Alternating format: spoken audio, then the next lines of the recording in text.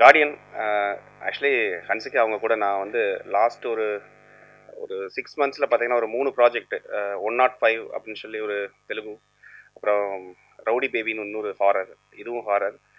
So என்னன்னா இப்போ அவங்களுடைய எக்ஸ்பிரஷன் எல்லாமே டோட்டலி ஒவ்வொரு படத்துக்கும் டிஃப்ரெண்ட்டாக இருக்குது. அவங்க இப்போ முன்னாலெல்லாம் பார்த்தீங்கன்னா நம்ம வந்து ஒரு ஹீரோயின் அப்படின்னா ஒரு ஒரு ஒரு ஒரு ஹீரோவுக்கு சப்போர்ட் பண்ணிட்டு ஒரு படத்தில் இருப்பாங்க. ஸோ இப்போ வந்து நிறைய ஃபீமேல் சென்ட்ரிக் மூவிஸ் எக்கச்சக்கமாக வருது.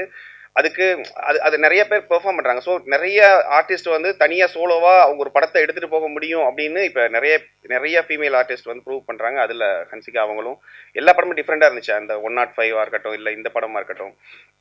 ஸோ அவங்கள அழகாகவே பார்த்துட்டு இருந்துட்டு ஹாரராக நமக்கு வந்து பண்ணுற படங்கள் ஏன்னா நமக்குமே பயமாக இருக்கு. நான் ஆல்ரெடி ஒரு இதில் கூட சொல்லியிருந்தேன், டிமாண்டி காலின்னு ஒரு படம் பண்ணிட்டு இருந்தேன். ஸோ நிறைய ஹாரர் வரதுனால ரொம்ப டார்க்காகவே இருக்கும். பண்ணி முடிச்சுட்டு வெளில வந்து பார்க்கும்போது நமக்கே இந்த உலகத்தில் தான் இருக்கிறோமாங்கிற மாதிரி ஒரு பயம் இருக்கும். ஆட்டோமேட்டிக்காக வந்துடும் அது எல்லாருக்கும். சினிமாங்கிறத தாண்டி நம்ம உள்ளே இன்வால்வ் ஆகி பண்ணும்போது. ஸோ அப்படி பண்ண படம் இது. சபரி அண்டு சரவணன் இவர் அவங்க கூட ஒர்க் பண்ணுற ஃபஸ்ட்டு படம். பட் அவங்களுடைய என்ன சொல்றது, யூனிவர்சிட்டியில் படிச்சுட்டு வந்த மாதிரி அவங்க. ஸோ ஃபர்ஸ்ட்ல அவங்களோட எக்ஸ்பிரஷன் என்னன்னே தெரியாது. நம்ம ஒர்க் பண்ணுறது அவங்களுக்கு பிடிச்சிருக்கா பிடிக்கலையா எதுவுமே தெரியாது. அவங்கள பின்னால் உட்கார வச்சுட்டு தான் பண்ணேன். பேக்ரவுண்ட் ஸ்கோர் பண்ணும்போது அவங்க பின்னால் உட்காந்துருப்பாங்க, நான் ப்ளே பண்ணி நான் அப்படி தான் பண்ணுவேன் நான் நிறையா டேரக்டர்ஸ் கூட ஒர்க் பண்ணும்போது. ஸோ அவங்க திரும்பி பார்த்தாச்சுன்னா அவங்க அமைதியாக இருப்பாங்க. அவங்களுக்கு பிடிச்சிருக்கா பிடிக்கலான்னு தெரியல. அப்புறம் தான் புரிஞ்சிச்சு, ஓ நம்ம ஒர்க் பண்ணும்போது தான் அவங்க ரியாக்ஷன் இருக்குது, நம்ம திரும்பும்போது அவங்க நார்மல் ஆயிடுறாங்க. ஏன்னா சிலர் யோசிப்பாங்க, நம்ம நல்லா இருக்குன்னு சொல்லிட்டோம்னா இதோட நிப்பாட்டிக்குவாங்க. ஸோ நம்ம அமைதியாக இருந்தோம்னா இன்னும் கூட ஏதாவது பண்ணுவாங்க போல இருக்கு அப்படின்னு சொல்லிட்டு, அதனால சடனாக திரும்பி பார்ப்பேன். அப்போ அவங்க தலையாட்டுவாங்க நல்லா இருக்குன்னு. ஸோ அப்படி தான் தெரிஞ்சிருச்சு. ஏன்னா அவங்க ரெண்டு பேரும் எக்ஸ்பிரசிவாக இருக்க மாட்டாங்க. பட் அது கண்டென்ட்ல இல்லை. கண்டென்ட்ல பார்த்தீங்கன்னா பயங்கர எக்ஸ்பிரஷன் இருக்கு இந்த படத்தில் நிறைய. ஒரு ஒரு ஹாரர் மூவினா வழக்கமாக இப்போ ரிவ்யூவில் சொல்லும்போது சொல்லுவாங்கல்ல, அந்த மாதிரி ஒரு ஊருக்கு ஒதுக்குப்புறத்தில் ஒரு வீடு, எதுக்கு போகிறோன்னே தெரியாமல் ஒரு 4 பேர் அந்த வீட்டுக்கு போவாங்க. ஸோ இந்த மாதிரி ஒரு ஒரு டெம்ப்ளெட்டில் இல்லாத ஒரு படம். அப்படிப்பட்ட ஹாரர் இல்லை இந்த படம். ஹாரரா இல்லாமல் ஒரு எமோஷனல் படமாக நார்மலாக இருந்திருந்தாலும் இந்த படம் நல்ல படம் தான். பட் ஒரு ஹாரர் எலிமெண்ட் கொடுத்து அதுக்கு ஒரு பழி வாங்குதல் அப்படின்னு சொல்லும்போது இன்னும் கொஞ்சம் ஒரு ஒரு ஒரு டிஃப்ரெண்ட் எக்ஸ்பீரியன்ஸ் கிடைக்குது. ஸோ இந்த படம் ஆக்சுவலி வழக்கமாக பத்திரிகையாளர்களாக இருக்கட்டும் எல்லாருக்கிட்டையுமே சொல்கிறது தான், படம் நல்லா இருக்கு. பட் நல்லா இருக்கா நல்லா இல்லையாங்கிறது உங்களுக்கு நீங்கள் பார்ப்பீங்க. பட் ஜென்யூனாக ஒரு ப்ராடக்ட் பண்ணியிருக்காங்க, ஜென்யூனாக உழைச்சிருக்காங்க. படம் ஹிட் ஆகணும் அப்படின்னு சொல்லி வேலை பார்த்துருக்காங்க எல்லாருமே. ஏதோ ஒரு பணத்துக்காகவோ, இப்போ விஜய் சந்தர் அவருமே வந்து ஏதோ ஒரு ஃபர்ஸ்ட் ப்ராடக்ட் சும்மா ஏதோ பண்ணிடணும் அப்படின்லாம் இல்லை. அவர் சிஜிக்கு மெனக்கட்டார். வழக்கமாக ஒரு ப்ரொடியூசர் என்ன பண்ணுவாங்கன்னா, சரி முடிஞ்சிச்சு, இதை வச்சு எப்படியாச்சும் ரிலீஸ் பண்ணி விட்டுறலாம் அப்படி இல்லாமல் அவர் வெயிட் பண்ணார். ஸோ வெயிட் பண்ணி இந்த ஒரு ஒரு ப்ராடக்ட் நல்லா வரணுங்கிறதுக்கான அந்த ஒரு தேடல் இருக்குல்ல, அது எல்லாருக்கும் இருக்குது. அவரை மாதிரியே இதில் இருக்கிற அத்தனை பேருக்குமே இருந்தது. ஸோ அதனாலே இந்த படம் ஜெயிக்கும் அப்படின்னு நான் நம்புகிறேன்.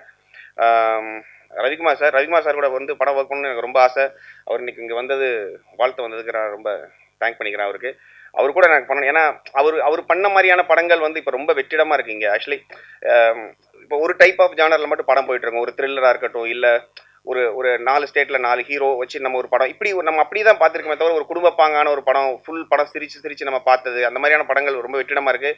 ஸோ சார் அவர் பண்ணணும் நிறையா. அதில் நானும் மியூசிக் பண்ணணும்னு ஆசைப்பட்றேன். அவர் கூட நான் அவர்கிட்ட சொல்லிட்டே இருப்பேன், சார் எப்போனாலும் சொல்லுங்கள், என்ன படம்னாலும் சொல்லுங்கள், நம்ம பண்ணலான்னு சொல்லி. எனக்கு அவர் அவ்வளோ பிடிக்கும்.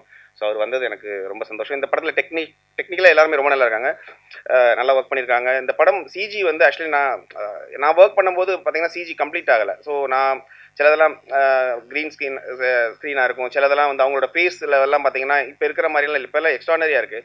ஸோ அப்போ நமக்கு வந்து பயத்தை இன்க்ரீஸ் பண்ணணும்னு சொல்லிட்டு நம்ம மியூசிக்கலாக நிறையா ஒர்க் பண்ணுவோம். ஸோ அதுக்கப்புறம் தான் ஒரு ஸ்டேஜுக்கு மேலே தெரிஞ்சது, ஓகே இது சிஜியெல்லாம் வந்ததுக்கப்புறம் அது தேவையில்லையோலாம் தோணுச்சு. அப்புறம் இன்னும் நான் இங்கே பதிவு பண்ண விரும்புகிறேன்.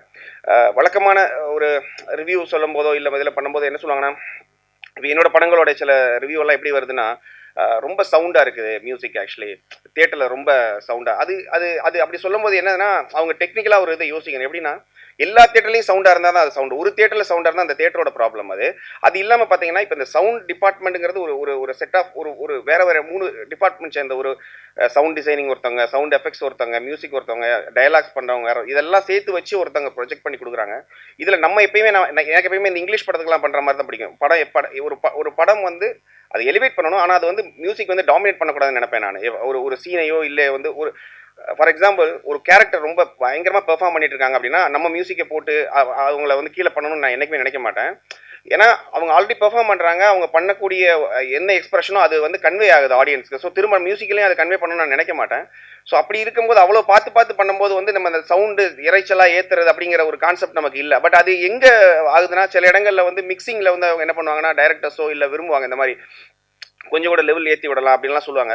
ஸோ அது அது நம்மளை சார்ந்தது இல்லை. நான் பண்ணுற படங்கள் அப்படி தான் பண்ணுறேன். இதை ஏன் சொல்கிறேன்னு கேட்டிங்கன்னா, ஒரு படம் நமக்கு பார்க்கும்போது விஷுவல் எவ்வளவோ அதுக்கு ஈக்குவலாக நான் வந்து டயலாக்ஸ் பார்ப்பேன். ஏன்னா ஒரு டயலாக்காக இருக்கட்டும், இல்லை வந்து ஒரு மியூசிக் சவுண்ட் எஃபெக்ட்ஸ், சின்ன சின்ன ஒரு சவுண்ட் எஃபெக்ட்ஸ் கூட வந்து ஒரு எமோஷனை கன்வே பண்ணும். ஸோ அந்த வகையில் நான் ஒரு இதாக பண்ணிட்டு இருக்கேங்க. நம்புறேன் இந்த படத்துக்கு அதே மாதிரி தான் ரொம்ப இப்படி வந்து சொன்னதுக்கப்புறம் தான் நான் இந்த படத்துலையுமே வந்து யோசித்து அவங்களுக்கெல்லாம் ஃபோன் பண்ணி இல்லை நம்ம மியூசிக் லெவல்லாம் கரெக்டாக பண்ணணும் அப்படின்னு சொல்லி பண்ணியிருக்கோம். ஸோ அதை மீறி ஏதாவது தப்பு இருந்தாலும் நீங்கள் மன்னிச்சிருங்க, நம்ம நல்லா பண்ணலாம். ஸோ நான் டிஃப்ரெண்ட் ஸ்கிரிப்ட் டிஃப்ரெண்டான மியூசிக் ட்ரை பண்ணிட்டு இருக்கேன். ஏன்னா ஹாரராக வந்து ஒரு 3 படம் பண்ணும்போது ஒரே மியூசிக் 3 படத்துக்கு பண்ணோம்னா நமக்கான வேல்யூ என்னன்னே தெரியாமல் போயிடும். இல்லைனா வந்து என்ன இவர் பண்ண மாதிரியே பண்ணிட்டு இருக்காருன்னு சொல்லுவாங்க. ஸோ அந்த மாதிரி நான் டிஃப்ரெண்டாக ட்ரை பண்ணுறேன். அதான் நான் சொன்னேன், இப்போ ஹன்சிகா அவங்க கூட நான் 3 படம் கண்டினியூஸாக வந்து ஹாரர் பண்ணும்போது 3க்குமே நம்ம ஒரே மாதிரி பண்ண முடியாது. 3மே டிஃப்ரெண்டாக ட்ரை பண்ணுறோம். ஸோ அந்த அந்த அந்த ட்ரை பண்ணுறதுல சிலது ஜெயிக்கும், சிலது தோக்கும். தோக்குற இடத்துல நான் நிறைய கற்றுட்டு இருக்கேன். ஸோ உங்களோட சப்போர்ட் தேவை. இந்த படம் கன்ஃபார்மாக ஜெயிக்கும் நான் நம்புகிறேன். உங்களோட சப்போர்ட் எல்லாமே தேவை. இந்த படத்துக்கு எனக்கு ஒர்க் பண்ண என்னோட டீம், என்னோட மியூசிக்கல் டீம் எல்லாருமே, எனக்கு பின்னால் இருந்த எல்லாருக்குமே நான் தேங்க் பண்ணிக்கிறேன். ஜீசஸ் கிரைஸ்ட் தேங்க் பண்ணிக்கிறேன். Thank you so much.